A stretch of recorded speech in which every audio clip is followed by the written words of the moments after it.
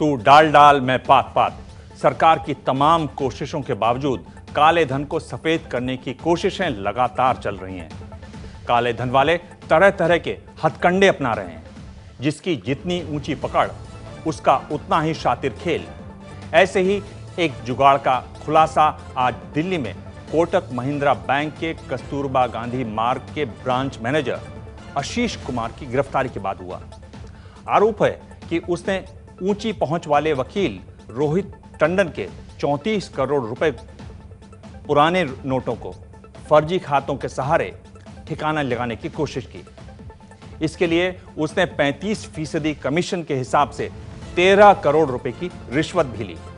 अब कोर्ट ने उसे 2 जनवरी तक ईडी की हिरासत में भेज दिया है, जबकि बैंक बोल रहा है कि इस घोटाले की जानकारी बैंक ने खुद एफआईयू को दी। कोटक महिंद्रा बैंक में बड़े फर्जीवाड़े का पर्दाफाश।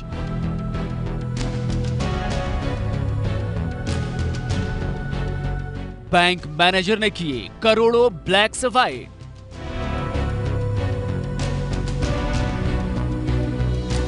नाम आशीष कुमार, पेशा कोटक महिंद्रा बैंक में मैनेजर। आरोप करोड़ों के काले धन को सफेद करने का। कस्तूरबा गांधी ब्रांच के मैनेजर आशीष कुमार के काले कारनामे का पता प्रवर्तन निदेशालय को उस वक्त हुआ जब वो दिल्ली के वकील रोहित टंडन और कोलकाता के व्यवसायी पारसमल लोढ़ा के मामले की जांच के लिए कोटक महिंद्रा बैंक पहुंचे। जांच शुरू हुई तो पता चला कि काले को सफेद करने की पूरी योजना ब्रांच मैनेजर आशीष कुमार ने खुद ही बनाई थी। जांच के दौरान ईडी को पता चला है कि बैंक मैनेजर ने इन खातों में लगभग 36 करोड़ रुपए जमा करवाए और उसके बाद फर्जी नामों पर 34 करोड़ रुपए के बैंक ड्राफ्ट बनवाए। आरोप है कि मैनेजर ने इस काम को कराने के बदले 35% का कमीशन लिया, जो लगभग 13 करोड़ रुपए था। 36 करोड़ रुपए का ये काला धन किसका था?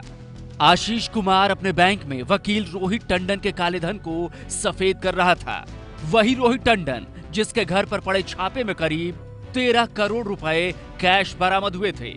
हम आपको बताते हैं कि आशीष कुमार ने ये सब कैसे किया। एक सीए और एंट्री ऑपरेटर की मिलीभगत से आशीष कुमार ने अपने बैंक में 8 फर्जी खाते खोले। ये खाते आरके इंटरनेशनल, स्वास्तिक ट्रेडिंग और सपना ट्रेडिंग आदि कंपनियों के नाम पर खोले गए। फिर इन खातों में करीब 36 करोड़ रुपए के पुराने नोटों को जमा कराया। फिर इसने फर्जी नामों पर 34 करोड़ के ड्राफ्ट बनाए। इन ड्राफ्टों को नोटबंदी की समय सीमा बीतने तक यानी 30 दिसंबर तक रखा जाना था और उसके बाद इन ड्राफ्टों को वापस अकाउंट्स में जमा कर पैसा खाते में ले लिया जाता और निकाल लिया जाता। इसके लिए 13 करोड़ की रिश्वत आशीष कुमार को मिल भी चुकी थी, लेकिन ठीक 2 दिन पहले इसकी पोल खुल गई। सुनवाई के दौरान कोटक बैंक के ब्रांच मैनेजर आशीष के वकील ने अदालत में दलील देते हुए कहा कि आशीष एक ब्रांच मैनेजर हैं और अगर उनकी ब्रांच में किसी खाते में पैसा जमा होता है तो उसमें गलती क्या है? वो पैसा तो उल्टे रिकॉर्ड पर आ गया है और अगर उसी पैसे से बाद में डिमांड ड्राफ्ट बनाया जाता है तो आखिर वो किस तरह से नियम का उल्लंघन है और यहाँ पर आशीष को फायदा कैसे मिला? सूत्रों के मुताबिक आरोपी मैनेजर ने शुरुआती पूछताछ में बताया है कि रिश्वत की रकम उसने अकेले नहीं ली थी, बल्कि उसके कुछ साथी भी इसमें हिस्सेदार थे। सूत्रों के मुताबिक बैंक मैनेजर आशीष ने रिश्वत की रकम में से 2 करोड़ रुपए के ड्राफ्ट बनवा लिए थे, जिन्हें ईडी ने बरामद कर लिया है। अब ईडी ये जानने की कोशिश कर रहा है कि वास्तव में सारा काला धन किसका था। इस मामले में जल्द ही कुछ बड़ी गिरफ्तारियां हो सकती हैं। कोटक महिंद्रा बैंक ने इस मामले पर बयान जारी कर कहा है कि सभी बड़े लेन देन के संबंध में वित्तीय खुफिया इकाई को लगातार रिपोर्ट भेजी जा रही है। बैंक की कार्रवाइयों से देखा जा सकता है कि बैंक सभी संबंधित एजेंसियों के साथ पूरी तरह सहयोग कर रहा है, उन्हें सूचनाएं मुहैया करा रहा है। नियम पालन के सर्वोच्च मानदंडों का पालन किया गया है और भविष्य में भी ऐसा ही करता रहा जाएगा। दिल्ली से अंकित गुप्ता के साथ ओम प्रकाश तिवारी की रिपोर्ट।